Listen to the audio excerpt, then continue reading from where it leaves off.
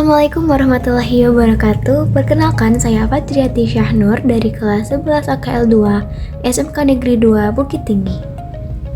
Nah, video ini merupakan tugas akhir mata pelajaran akuntansi dan keuangan lembaga. Kita akan membahas mengenai siklus akuntansi. Dalam video kali ini, kita akan membahas lebih rinci mengenai pengertian akuntansi perusahaan dagang, kebijakan perusahaan, analisis dokumen, pencatatan jurnal khusus, kartu persediaan, buku besar pembantu utang dan piutang, lalu buku besar dan neraca saldo. Apa sih itu akuntansi perusahaan dagang? Nah, akuntansi perusahaan dagang adalah sistem pencatatan, pengklasifikasian, dan pelaporan transaksi keuangan yang dilakukan oleh perusahaan dagang yang fokus pada pembelian dan penjualan barang untuk mendapatkan keuntungan. Perusahaan dagang membeli barang dari pihak lain dan menjualnya kembali tanpa melakukan proses produksi atau perubahan pada barang tersebut.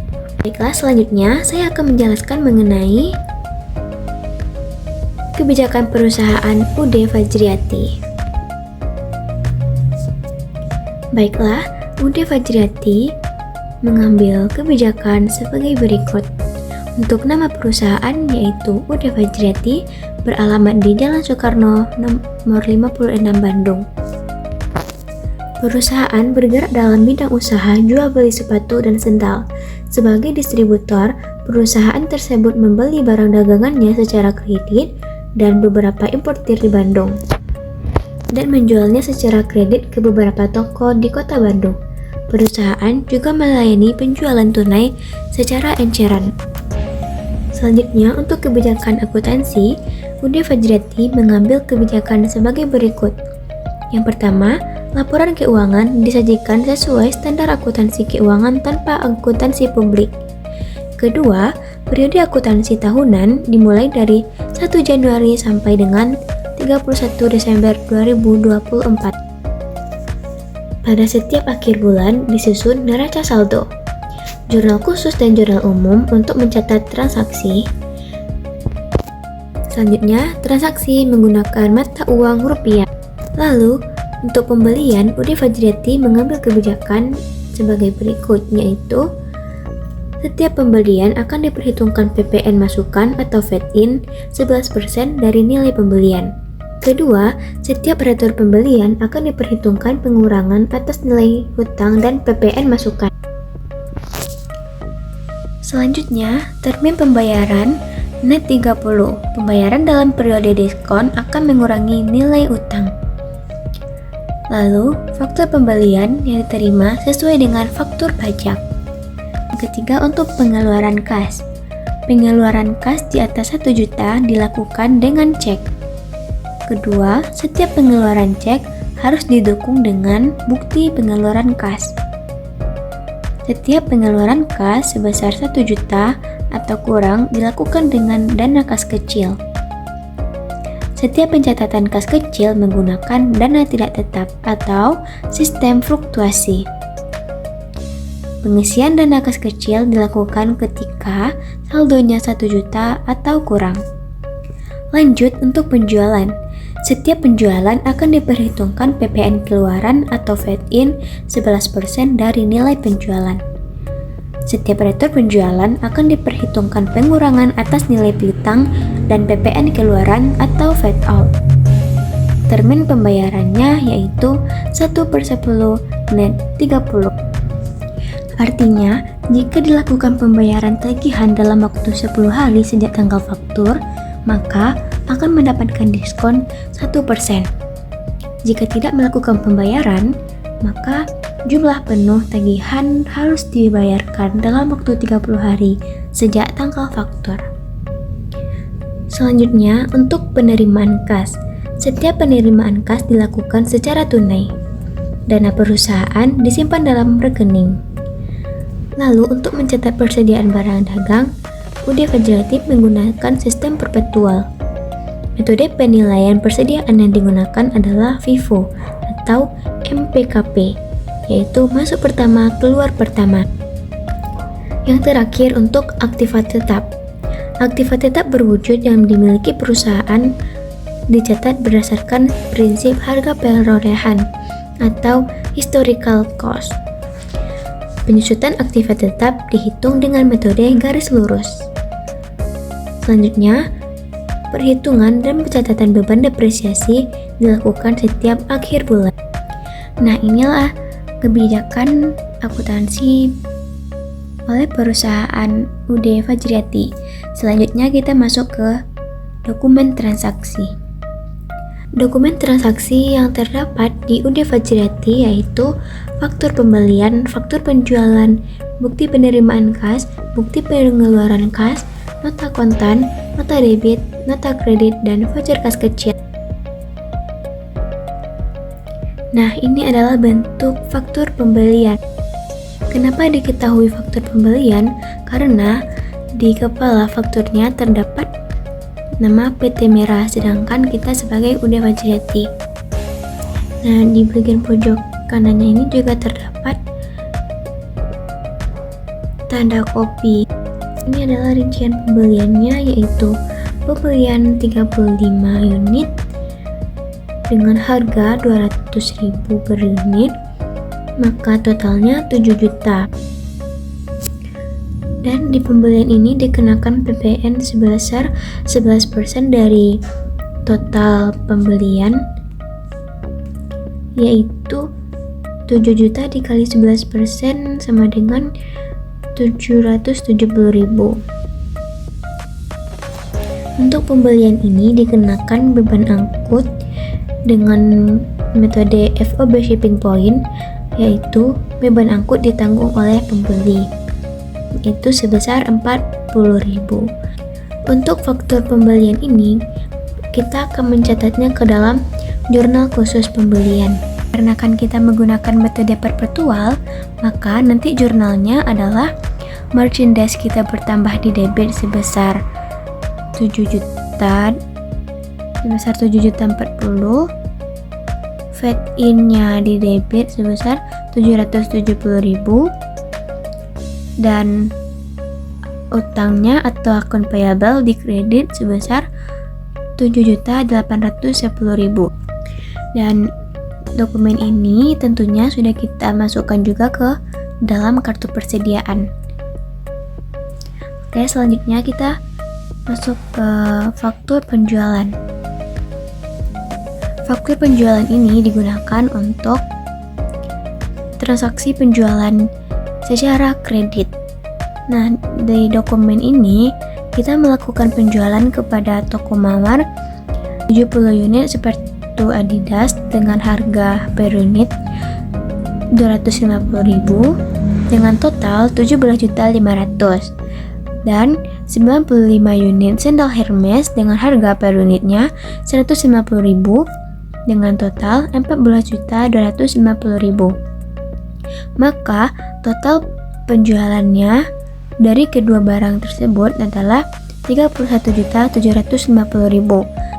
Maka total piutang dari penjualan ini adalah 35.242.500. Maka untuk jurnal dari transaksi ini adalah piutang kita bertambah di debit sebesar 35.242.500, dan sales kita bertambah di kredit sebesar 31.750.000. Fed out-nya bertambah di kredit sebesar 3.492.500, dan cost of goods sold-nya bertambah di debit, dan merchandise berkurang di kredit. Untuk mengetahui cost of goods sold-nya ini, kita harus mencatatnya terlebih dahulu ke dalam kartu persediaan. Dan kenapa merchandise kita berkurang? Karena kita melakukan penjualan. Otomatis persediaan perusahaan kita akan berkurang.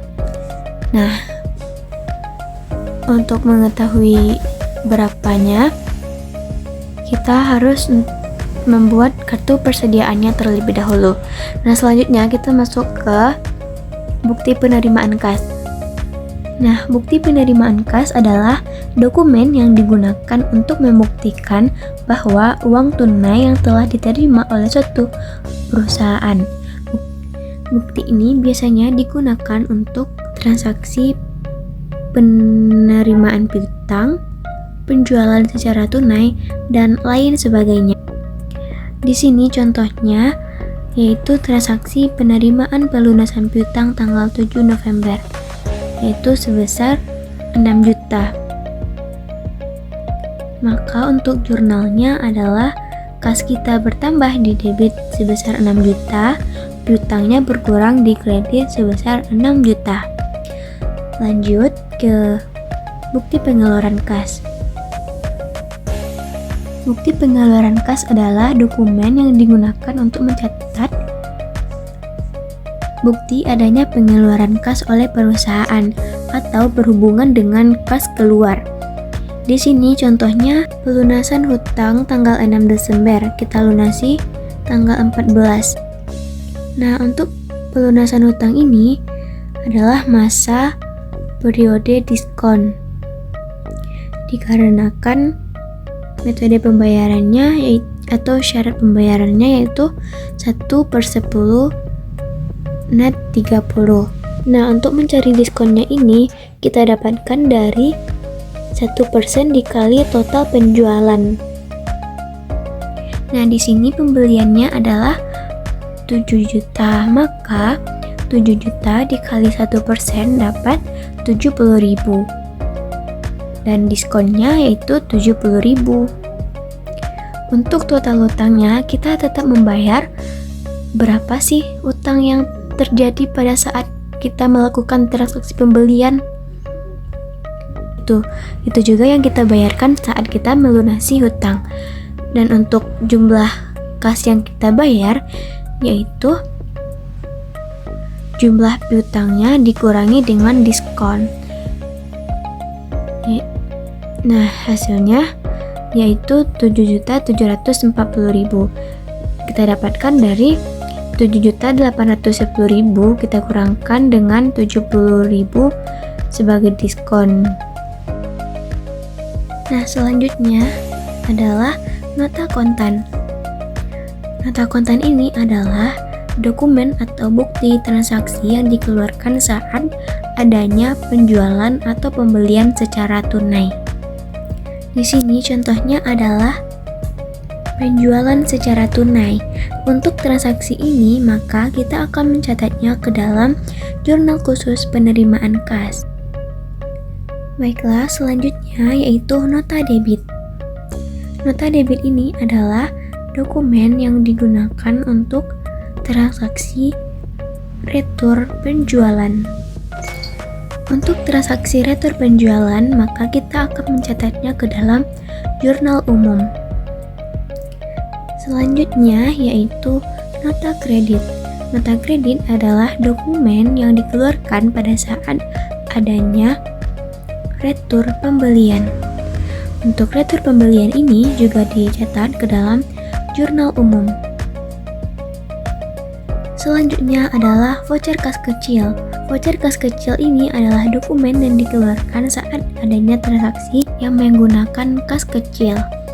Di sini contohnya adalah pembelian perlengkapan sebesar 750.000. Di kebijakan perusahaan, pengeluaran kas di bawah 1 juta maka akan menggunakan kas kecil. Nah, voucher kas kecil ini akan dicatat ke dalam jurnal kas kecil dengan jurnal perlengkapan bertambah di debit dan voucher kas kecil berkurang di kredit. Baiklah, ini adalah dokumen-dokumen yang terdapat di UD Fajriati. Selanjutnya membahas tentang jurnal khusus.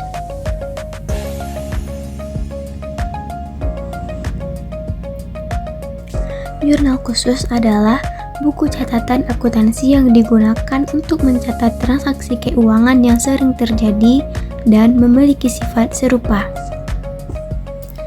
Jurnal khusus ini mencatat transaksi secara terpisah berdasarkan jenisnya, seperti penjualan, pembelian, penerimaan kas, dan pengeluaran kas. Nah, ini adalah bentuk dari jurnal khusus pembelian atau istilahnya purchase journal. Di sini terdapat kolom tabel, evidence number atau nomor dokumen, lalu deskripsi, ada ref, ada debit, kredit. Untuk di debitnya terdapat merchandise inventory, fed in, dan untuk di kredit terdapat akun payable atau utang. Yang artinya pada saat kita melakukan pembelian, maka jurnal untuk pencatatannya yaitu merchandise di debit, fed in di debit, dan akun payable-nya di kredit. Untuk ref ini kita checklist apabila kita sudah mempostingnya ke dalam buku besar pembantu piutang atau utang. Nah, untuk transaksi tanggal 6 ini adalah pembelian sebesar 70.000 dengan PPN atau fed in 770.000 dan beban angkut 40.000 dan dikenakan utang sebesar 7.810.000. Begitu seterusnya sampai tanggal 22. Nah, selanjutnya adalah sales journal atau jurnal khusus penjualan. Sama seperti jurnal khusus pembelian, jurnal khusus penjualan ini terdapat kolom tanggal, evidence number, deskripsi, dan debit kredit. Untuk di kolom debit terdapat akun receivable, cost of goods sold, dan di kreditnya terdapat sales, paid out, dan merchandise inventory. Yang artinya pada saat terjadinya transaksi penjualan, maka transaksinya adalah akun receivable di debit, cost of goods sold-nya di debit, dan salesnya bertambah di kredit, paid out bertambah di kredit, merchandise inventory-nya berkurang di kredit. Contohnya seperti transaksi tanggal 3, terjadi transaksi penjualan sebesar 31.750.000, dikenakan paid out sebesar 3.492.500 dan cost of goods sold-nya 23.500.000. Maka akun receivable-nya atau piutangnya yaitu 35.242.500.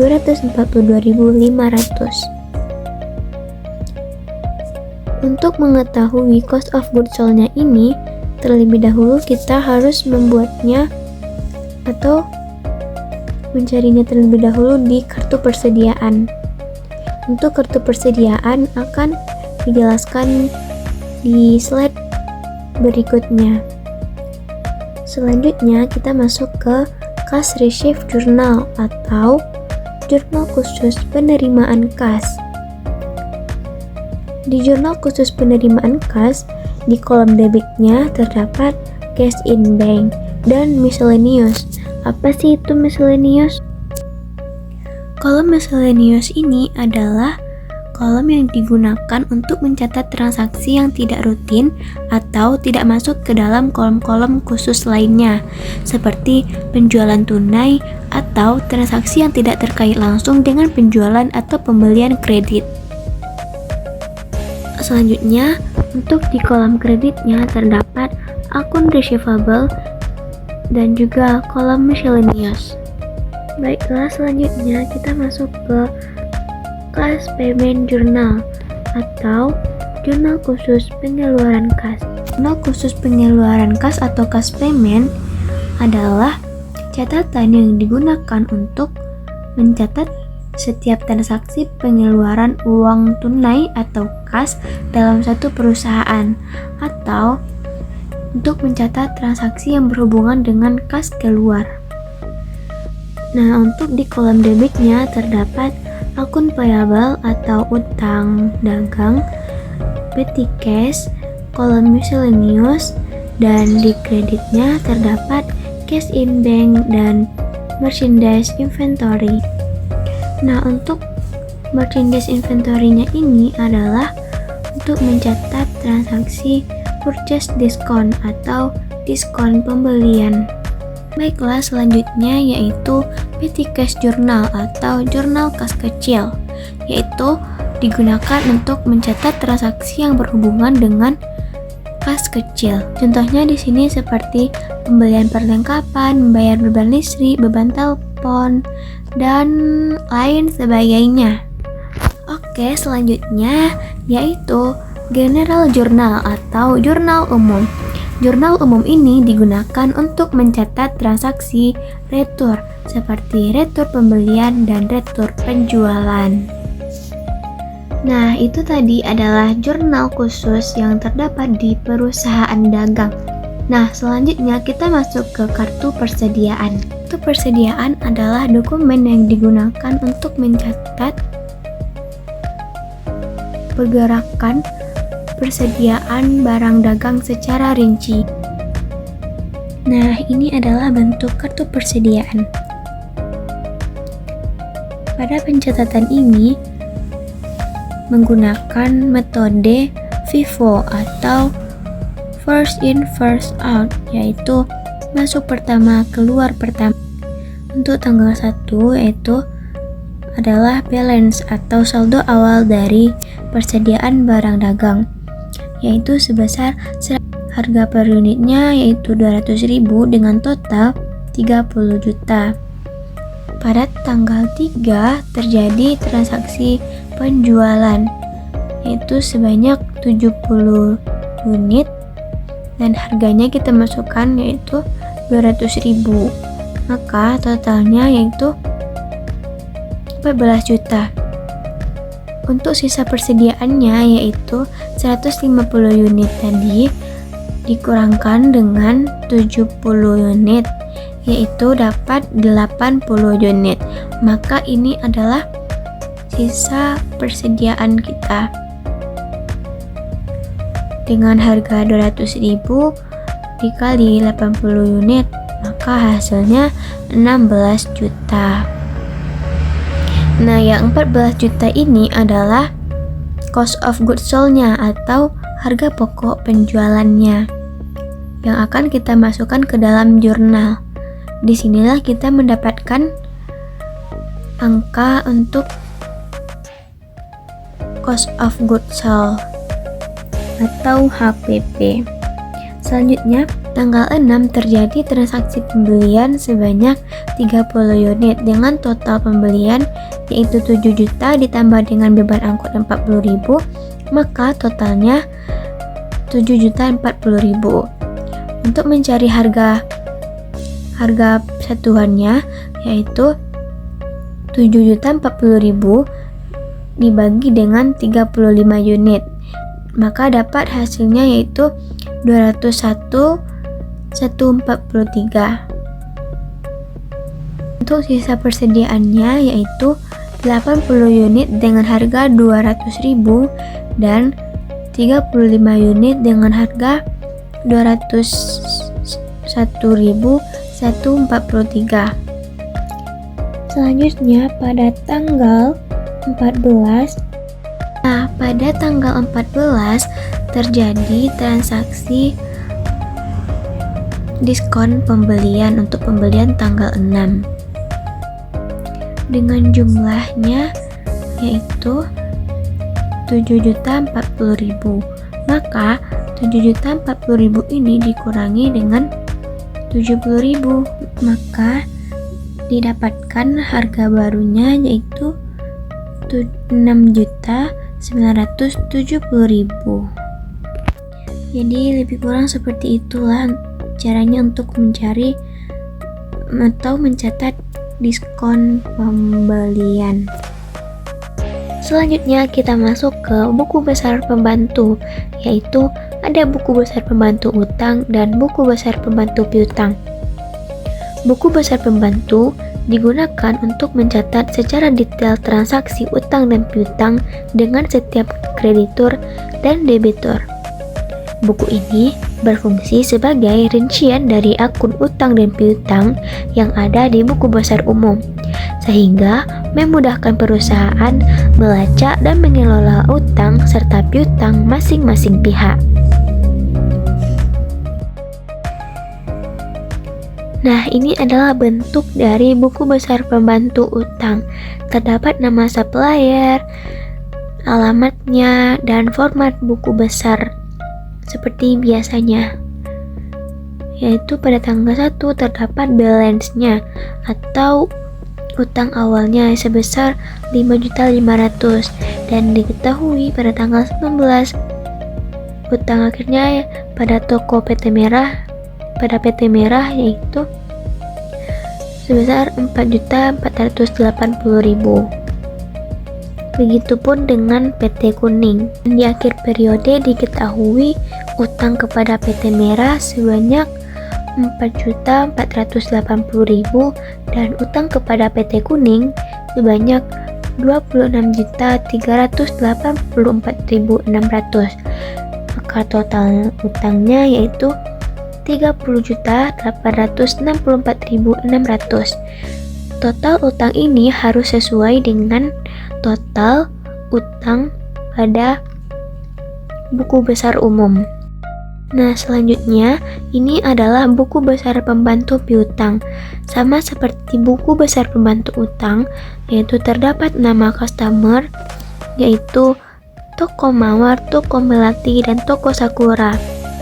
Pada akhir periode diketahui piutang kepada Toko Mawar yaitu sebanyak 35.242.500, ke Toko Melati yaitu sebesar 36.352.500 dan piutang kepada Toko Sakura sebanyak 6 juta. Maka total piutangnya adalah Rp77.595.000. Untuk ref pada buku besar pembantu ini kita isi dengan nomor dokumen.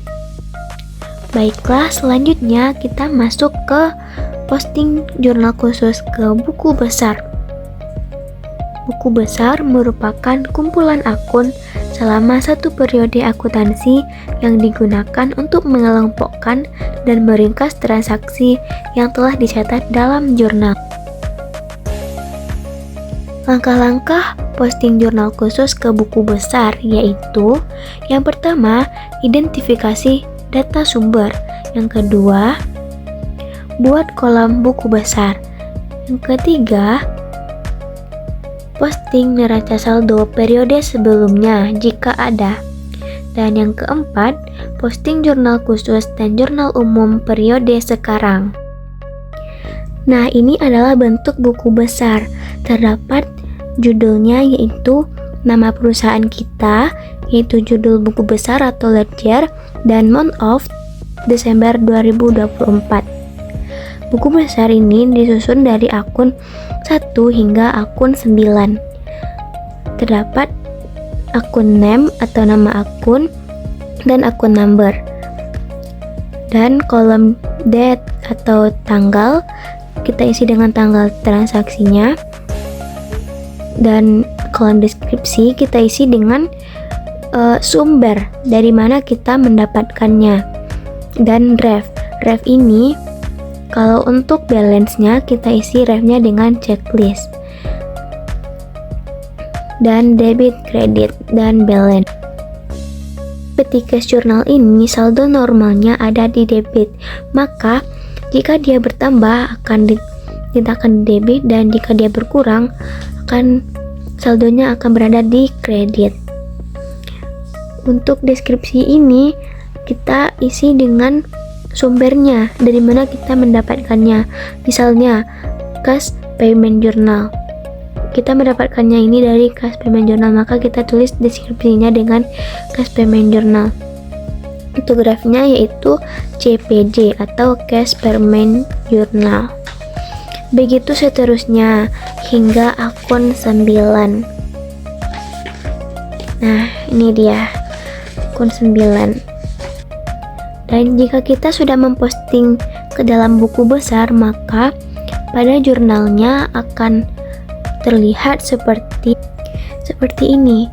Ada nomor akunnya di bawahnya, menandakan bahwa saldo ini sudah diposting ke dalam buku besar kas in bank.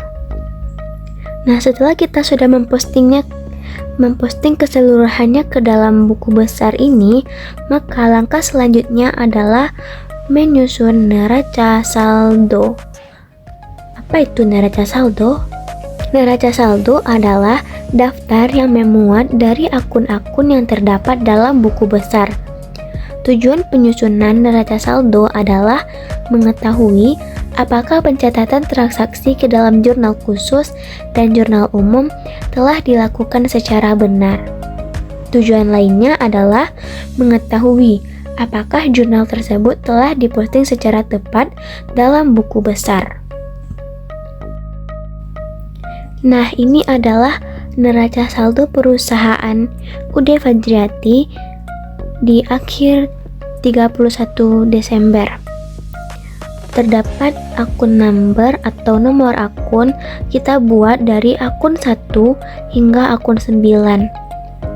Saldonya ini harus sesuai antara debit dan kredit, menandakan bahwa dia balance. Jika saldonya ini tidak balance, maka artinya ada terjadi kesalahan pencatatan pada buku besar maupun pada jurnal dan lainnya. Nah, terima kasih telah menyaksikan video ini. Semoga bisa bermanfaat bagi kita semua. Untuk siklus selanjutnya akan saya jelaskan pada video berikutnya di part 2.